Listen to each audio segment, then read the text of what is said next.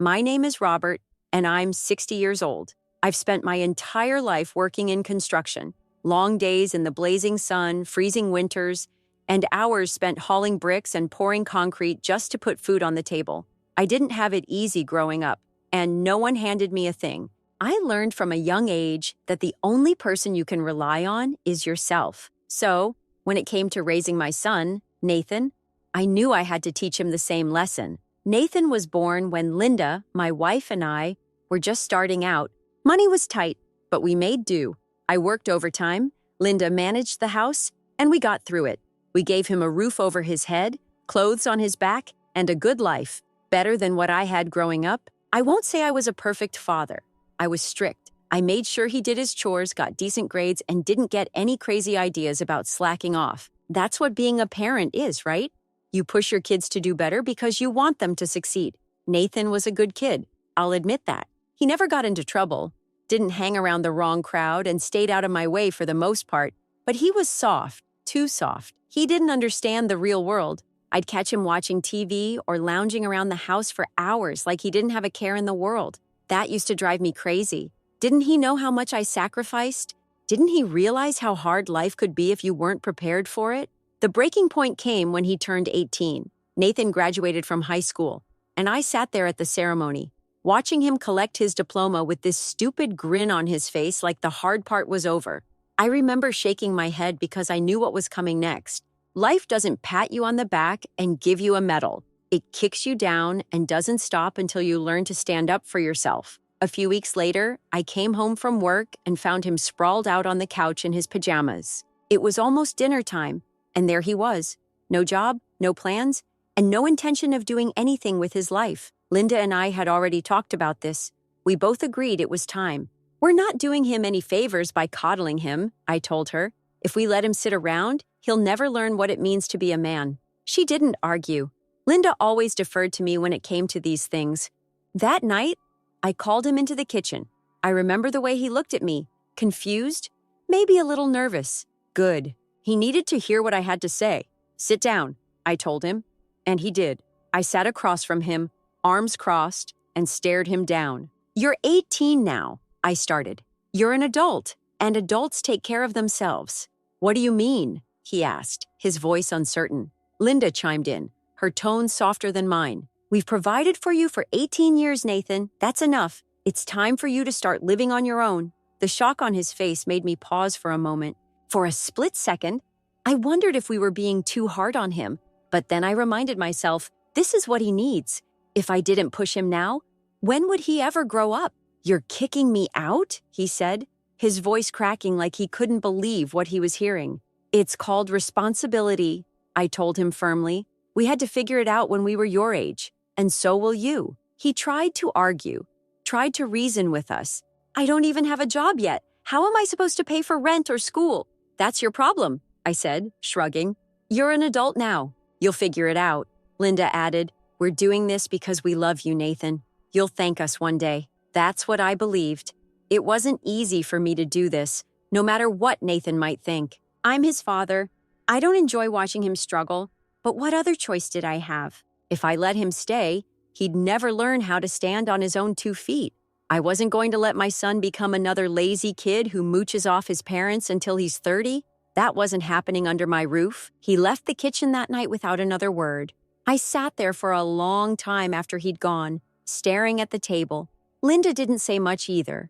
She cleaned up the dishes quietly, her face unreadable. I don't think she liked it any more than I did, but we both knew it was the right thing to do. Tough love. That's what they call it. The next few weeks were tense. Nathan didn't talk to us much. He stayed in his room, coming out only to eat or grab something from the fridge. I'd hear him on the phone sometimes, probably talking to his friends or trying to figure out where he'd go next. Part of me wanted to sit him down and help him plan, but I stopped myself. He had to figure it out on his own. That's the lesson. On the day he left, I sat on the porch with a beer in my hand and watched him load his things into his buddy's beat-up car. He didn't look at me as he carried box after box out of the house. I wanted to say something, maybe good luck or take care, but I didn't. I just watched. When he was done, he turned to me for a moment, like he was waiting for something. Good luck, I said finally, and I meant it. He didn't say anything back. He just got in the car and drove off. I sat there for a while after he was gone, finishing my beer and staring at the street. It felt quieter than usual. Linda stayed inside the whole time. She didn't come out to see him off, and I didn't blame her. I told myself that Nathan would be fine. He's my son, after all. He's got my blood in him. Life would knock him around for a while, but he'd come out stronger because of it. That's what I believed then, and I still believe it now. If he hates me for it, so be it. I didn't do it to hurt him. I did it because I love him. One day he'll understand that. At least, I hope he will. After Nathan left, the house felt different, quieter. Linda and I kept going through the motions of our daily lives, but it was impossible not to notice the empty chair at the dinner table or the silence where his footsteps used to be. I tried not to dwell on it. He was an adult now, and adults learn to take care of themselves. At first, I didn't worry about him. I trusted Nathan would figure it out because that's what you do when you don't have a choice. That's how I learned, and that's how every man I knew had learned. You don't grow by living in your parents' house forever, eating their food, and letting them pay your bills. No one helped me when I turned 18. I left home with nothing but a toolbox, a pair of worn-out boots, and my pride. I survived because I had no other option. I expected Nathan to do the same. Linda was quieter than usual in those days. She never said it out loud, but I knew she missed him. I'd catch her staring at his empty room or pausing for a moment when she passed by his framed graduation photo in the living room. "You think he's okay?" she asked me one night after dinner. I looked up from my beer and shrugged. "Of course he is. He's tougher than he thinks. You'll see." But truthfully, I wasn't so sure anymore. The weeks turned into months, and the silence stretched on. We didn't hear from Nathan. Not a call, not a text, nothing. Part of me was proud of him. Maybe he was proving me right, showing me that he could stand on his own 2 feet. But another part of me wondered if I'd pushed him too hard. I tried not to let those thoughts linger. I'd done what I thought was best for him. That was all that mattered. One day, Linda suggested I call him just to check in. "We haven't heard anything in months, Robert. What if he's not okay?" I shook my head. If he needed help, he'd call. "He's fine, Linda. He's stubborn. Just like you," she muttered. Maybe she was right. Stubbornness runs in the family. Still, I refused to pick up the phone. Reaching out would feel like admitting I'd been wrong, and I wasn't wrong. Nathan needed this. Life doesn't give you a safety net. You either sink or swim, and I had faith my son could swim. The years passed faster than I thought they would. Nathan wasn't a part of our lives anymore, and while Linda still worried, I convinced myself it was better this way. He'd come back eventually, after he understood why we did what we did. "You'll see," I told her. "He'll come back and thank us for it one day." But as time went on, our own lives took a turn for the worse. The construction business had always been unpredictable, but I'd managed to keep steady work for years. Then one project fell through, and another. Suddenly, jobs were few and far between. I wasn't as young as I used to be, and companies didn't want to hire an old-timer like me anymore. To make matters worse, I trusted the wrong people. A friend I'd known for years approached me about an investment, an opportunity he said would double my money. It sounded like a chance to get back on my feet, and I jumped at it. But it backfired spectacularly. Instead of making money, I lost everything I had left. I still remember the day the bank called about our mortgage. Linda was sitting at the kitchen table, staring down at the stack of bills she'd been shuffling through like they might magically disappear. "We can't pay this, Robert," she said quietly. "I'll figure something out," I muttered, though I didn't know how. But there was no figuring it out this time. I'd spent my entire life believing I could work my way through anything. When things got hard, you rolled up your sleeves and worked harder.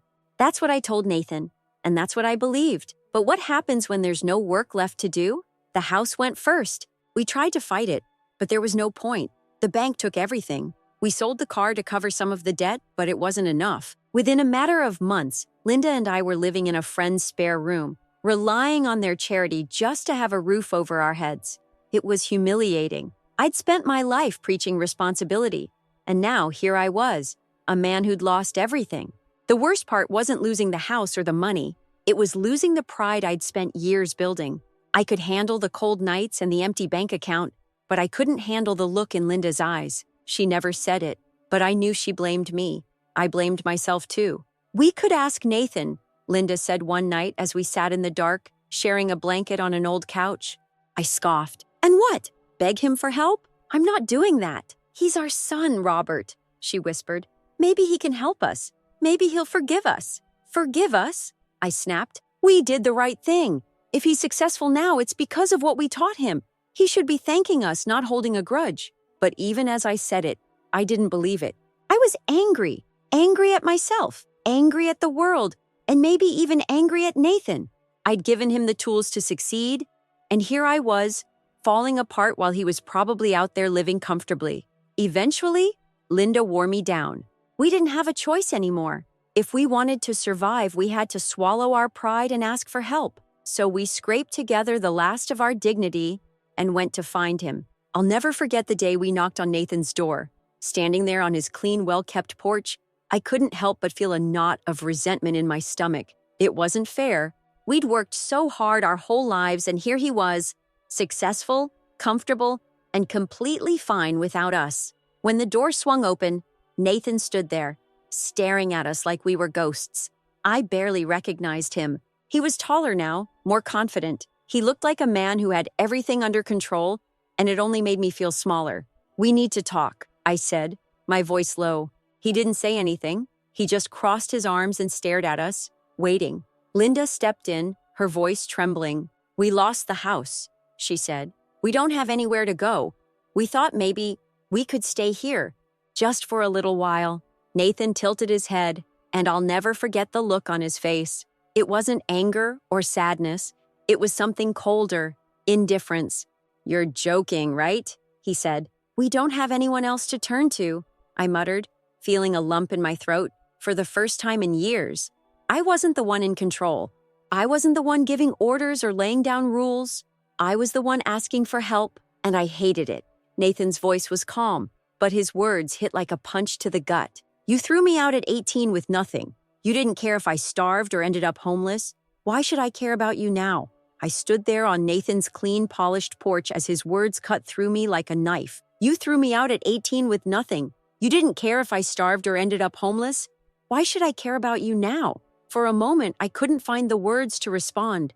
It wasn't supposed to go like this. Nathan was supposed to understand, to see that what we did had been for his own good, that we were trying to teach him responsibility, not abandon him. Instead, he looked at us like we were strangers, unwelcome intruders on his well-earned peace. We did what we thought was best for you, I said, my voice coming out sharper than I intended. We taught you how to survive. If it weren't for us, you wouldn't even have this house. Nathan let out a bitter laugh, one I'd never heard from him before. Survive? He echoed, shaking his head. You didn't teach me how to survive, Dad. You threw me into the fire and hoped I wouldn't burn alive. I wanted to argue, to tell him he was wrong, but he wasn't finished. Do you know what my first year out of this house was like? Sleeping on the floor of a roach-infested studio, working double shifts at a grocery store just to keep from starving, studying in the freezing cold because I couldn't afford heating. That's what you threw me into. And now you want me to feel sorry for you? Linda stepped forward, her voice trembling as she tried to salvage the conversation. Nathan, we didn't know. He cut her off, his tone icy but calm. You didn't want to know. Those words hit harder than any punch. Linda wiped her eyes, but I didn't look at her. I kept my gaze on Nathan, trying to keep my voice steady. You're being dramatic. We gave you a roof for 18 years, food, clothes, more than some kids ever get. That's not nothing. Nathan stared at me, his jaw tight. You think that gives you the right to throw me away the second I become inconvenient? I didn't know how to answer him. My instincts screamed to defend myself, to shout that I wasn't the bad guy here, that what we did was normal, but deep down, I felt something else, something unfamiliar and uncomfortable, guilt. Nathan crossed his arms and tilted his head slightly, studying me like I was a puzzle he'd long since given up trying to solve. I figured it out, Dad. I worked my ass off to get where I am, and I did it without you. So no, you don't get to walk back into my life now that you're the one who can't figure it out. I felt my hands clench at my sides. You don't understand what it's like to be in our position, I said, my voice rising. I worked my whole life to keep this family afloat. Do you think I wanted to lose everything? This wasn't our fault. Nathan's eyes narrowed. That's funny, because you said the exact same thing to me when I begged to stay. Figure it out. Remember that? Those were your words. Well, I figured it out, and now it's your turn." The silence that followed was deafening. Linda tried again, her voice breaking. "Please, Nathan, we don't need much. Just a place to sleep, just for a little while." Nathan looked at her, and for a moment, I thought I saw a flicker of hesitation, but it vanished just as quickly as it appeared. "You should have thought about that before you kicked me out," he said quietly. "I'm not your safety net." With that, he stepped back into his house and closed the door in our faces. I stood there, frozen, staring at the closed door like it might suddenly open again. My heart pounded in my chest, a mix of anger and disbelief surging through me. How could he do this? How could he turn his back on us so easily? Didn't he realize everything we'd done for him? Linda grabbed my arm, her voice shaky. "Robert, let's go." I didn't move right away. I couldn't. I wanted to pound on that door, to force him to listen to me, to understand. You don't abandon your family. That's not how it works. But I knew it wouldn't make a difference. The son I'd raised wasn't behind that door anymore. This Nathan, this man who looked me in the eye and said no, was someone else entirely, someone I didn't recognize. Finally, I turned away and started walking back to the car. Linda followed, her quiet sobs filling the silence between us. I opened the car door, slid into the driver's seat, and gripped the steering wheel so tightly my knuckles turned white. "He'll change his mind," I said, more to myself than to Linda. "He's just angry right now." "He'll come around." Linda didn't answer. She just stared out the window, her tears streaking down her cheeks. The drive back to our friend's spare room felt like it took hours. Neither of us said a word. I kept replaying the conversation in my head, over and over, trying to figure out where it had gone wrong. I'd expected Nathan to be angry, but not like this. Not cold, not indifferent. When we got back, I sat down on the creaky old couch and buried my face in my hands. The humiliation of it all hit me like a ton of bricks. I'd spent my entire life working to keep this family together, sacrificing everything to give Nathan a better life than I'd ever had. And this was how he repaid me. By throwing our words back in our faces? "Do you think he'll ever forgive us?" Linda whispered from across the room. I looked up at her, feeling the weight of her question settle in my chest. I wanted to say yes. I wanted to believe that Nathan would come to his senses, that he'd realize we'd only ever wanted what was best for him. But I couldn't bring myself to lie to her. "I don't know," I said quietly. I didn't sleep much that night. Linda curled up on the couch beside me, her soft breaths the only sound in the room, but I stayed awake, staring at the ceiling. I couldn't stop thinking about Nathan's face when he slammed that door, the bitterness in his voice, the anger in his eyes. He hated us. I could see it plain as day, and I didn't know if there was any coming back from that. The morning after Nathan slammed the door in our faces, I sat at the kitchen table in the cramped room we were borrowing from an old friend. The stale smell of leftover coffee and musty carpet was unbearable, but I didn't notice it anymore. I was too busy staring at the peeling wallpaper, turning yesterday's events over and over in my head. Nathan's words echoed like a hammer pounding into my skull. "You didn't care if I starved or ended up homeless? Why should I care about you now?" It wasn't supposed to go like that. We raised him to stand on his own 2 feet, to toughen up against life's hardships. And now that we were struggling, we thought, no, we knew, that it was his turn to help us. After all, that's what family does. You lean on each other when times are hard. We taught him that, didn't we? Linda sat down across from me with a cup of tea she hadn't touched. Her face was pale and drawn, her eyes red from crying. "Maybe we shouldn't have gone," she whispered, breaking the silence. I clenched my jaw. "We did the right thing," I said firmly, though the words sounded hollow even to me. "We needed his help and we asked for it." "That's not wrong." Linda stared at me for a long time before shaking her head. "He's never going to forgive us." Her words hung in the air like a lead weight. I didn't respond because, for the first time, I wondered if she might be right. I'd been so certain that Nathan would see the truth, that what we'd done all those years ago was for his own good. But instead of understanding, he slammed the door in our faces. The fallout didn't stop there. Word about our situation spread like wildfire through family and friends. It turned out Nathan had told a few relatives what happened when we threw him out, and now everyone seemed to have an opinion. "Robert," my sister Laura scolded me over the phone a few days later, "I can't believe you thought he'd take you in after everything. What did you expect? That he'd just forget what you did?" He wouldn't even be where he is now if it weren't for me? I snapped back, my voice rising. Do you think he just figured it all out by himself? He's strong because I taught him how to be strong. Laura's sigh was like a slap in the face. No, Robert. He's strong in spite of you. There's a difference. I hung up before she could say anything else. I didn't need her judgment, too, but the conversation stayed with me, in spite of me. Was that really how Nathan saw it?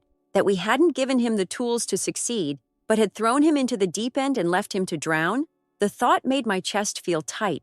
I didn't raise him to hate me, yet here we were. A few days later, Linda tried to talk me into finding work again. Maybe you can reach out to old friends or take up smaller jobs, she said quietly. It doesn't have to be much, just enough to get us back on our feet.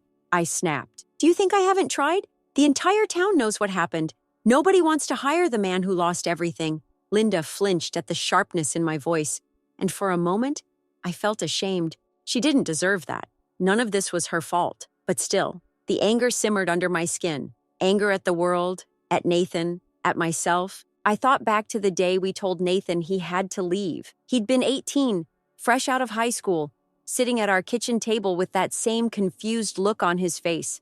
I'd convinced myself we were doing him a favor, pushing him to learn how to survive. I remembered saying, "It's time you stand on your own 2 feet." I thought I was being strong, that I was teaching him something he'd thank me for later. But now, as I sat here broke and jobless, I couldn't ignore the irony. We were the ones who couldn't stand on our own 2 feet anymore, and Nathan had made it clear that he wasn't going to pick us up. The final straw came a week later. I got a letter from a lawyer, Nathan's lawyer. I ripped it open, my hands shaking with a mix of anger and dread. The letter was clear and to the point. We were not to contact Nathan again. If we continued to harass him, he'd file a restraining order. A restraining order? I barked, slamming the letter onto the table. Is he serious? We're his parents, not strangers. Linda started crying again. He's shutting us out, Robert. He doesn't want anything to do with us. I felt my face go hot with rage. Ungrateful, I muttered under my breath. After everything we did for him? Linda didn't respond. She just wiped at her tears and stared at the letter like it was a death sentence. That night, I lay on the couch in the dark, staring at the ceiling. I couldn't stop thinking about Nathan, how he'd looked at me with so much anger and disappointment, like I was the villain in his story. Maybe I was. Maybe everything I'd told myself over the years, that we'd done it out of love, that it was for his own good, was just an excuse to avoid the truth that we'd failed him. I hated that thought. It burned me up inside because I'd spent my whole life working, sacrificing, trying to be the kind of man who provided for his family. And yet here I was, homeless, jobless, and completely alone, apart from a wife who looked more broken every day. Nathan had figured it out without us. I couldn't deny that anymore. He'd built a life for himself when we'd given him nothing, and now he'd proven that he didn't need us. Maybe he never did. I rolled over, my heart pounding with frustration and regret. I'd spent years convincing myself that I'd done the right thing, but for the first time, I wasn't so sure. Maybe Nathan was right. Maybe we had abandoned him. And now, when we needed him the most, he'd abandoned us too. The days blurred into weeks after the letter from Nathan's lawyer arrived. Linda and I stayed in that tiny spare room, surrounded by the sound of someone else's life continuing around us, footsteps in the hall, muffled conversations, laughter that seemed to mock us. I didn't leave much. I couldn't stand the thought of people seeing me like this. Robert Miller, the man who had spent his whole life lecturing about responsibility, now reduced to nothing. Linda kept busy cleaning up after the friends we were staying with, her way of earning her keep. I didn't blame her for needing something to do, but it stung to see her so small and quiet, a shadow of the proud woman I married. She rarely talked to me unless she had to. "You need to do something, Robert," she said one night while washing a plate that wasn't ours. "We can't live like this forever." I grunted, pretending not to hear her. I knew she was right. I spent my days on the couch, staring at the same crack in the ceiling, lost in my own thoughts. I kept replaying that moment at Nathan's door over and over, his words like knives that wouldn't stop cutting. "You made your choices. Now you get to live with them." Was this what living with my choices looked like? A lifetime of sacrifice undone in a matter of months? Everything we'd built, gone. My house, my reputation, my pride. And worst of all, My son? One morning, I finally dragged myself out of the house to look for work, as Linda called it. Truthfully, I didn't even know where to start. I'd burned so many bridges in the industry after that deal went south, and no one wanted to hire a man pushing 60 with a record like mine. My pride kept me from trying for anything lower. Minimum wage jobs I thought I was too good for. That was the problem, wasn't it? I still saw myself as the man I'd been 10 years ago, not the man I'd become. As I walked through town, I passed Nathan's old high school. Memories came flooding back. I used to sit on those bleachers during his football games, cheering him on as he charged across the field. Back then, he was just a kid, eager to make me proud, to prove himself. I was hard on him, I won't deny it. I thought I was shaping him into a man, teaching him the lessons life would throw at him. And now here I was, wandering the same streets I used to drive him through, and I couldn't shake the feeling that I'd been wrong about everything. That evening, Linda sat beside me on the couch, holding a letter she'd just opened. I could see her hands trembling. "What is it?" I asked gruffly. "It's from Nathan," she whispered. "He sent it to my sister's house. She must have given him our address." My heart jumped into my throat. "What does it say?" She hesitated, then handed me the paper. Nathan's handwriting was clear, sharp, like the tone of his letter. "Stop contacting me. I'm done. I've moved on, and you should too. You chose to throw me out all those years ago, and I chose to build a life without you. You taught me to be strong, to take care of myself, and I did. But I don't owe you anything. Not forgiveness, not understanding, and certainly not a place in my life now. I wish you both the best, but this is where it ends." Linda covered her face with her hands, sobbing quietly as I sat there, reading the letter over and over. I should have been angry. I wanted to be angry, but I wasn't. For the first time, I saw Nathan for what he really was. A man who'd succeeded despite us, not because of us. I thought back to all the times I'd told myself we were doing the right thing when we pushed him out. I thought forcing him to figure it out was love. Tough love, sure, but still love. But I never once asked myself if he saw it that way. I never wondered how it felt to be an 18-year-old kid, thrown out of his own home with nothing but empty words about responsibility and standing on your own 2 feet. I always believed we'd given him the tools to survive. But now I realized we hadn't given him anything except a reason to never look back. Linda didn't say much after reading the letter. I could see the guilt eating her alive, but we didn't talk about it. What was there to say? We were two people sitting in the wreckage of our own making, too stubborn or blind to admit it until now. I spent the next few days trying to get myself together. I went out and found a part-time job hauling supplies for a local hardware store. The pay was miserable, and the work was backbreaking, but I kept my head down and did it anyway. For once in my life, I didn't let my pride get in the way. Linda picked up cleaning jobs, scrubbing floors and washing windows like she'd never done in her life, but she didn't complain. We barely made enough to scrape by, but at least we weren't couch surfing anymore. A friend of a friend let us rent a small apartment on the edge of town. It wasn't much, just a tiny, dingy place with water stains on the ceiling and a creaky old bed, but it was ours. Sometimes, late at night, I'd catch Linda staring at the photo of Nathan she kept in her wallet. She didn't say anything, but I knew what she was thinking. She missed him. We both did, but I'd sooner chew glass than admit that out loud. A few months passed, and life settled into a quiet, miserable rhythm. One evening, I got home from work to find Linda sitting at the table, an envelope in front of her. My stomach sank as soon as I saw it. "What is that?" I asked. She looked up at me, her eyes red-rimmed but calm. "It's a photo and a note from Nathan." My heart pounded as I took the envelope from her.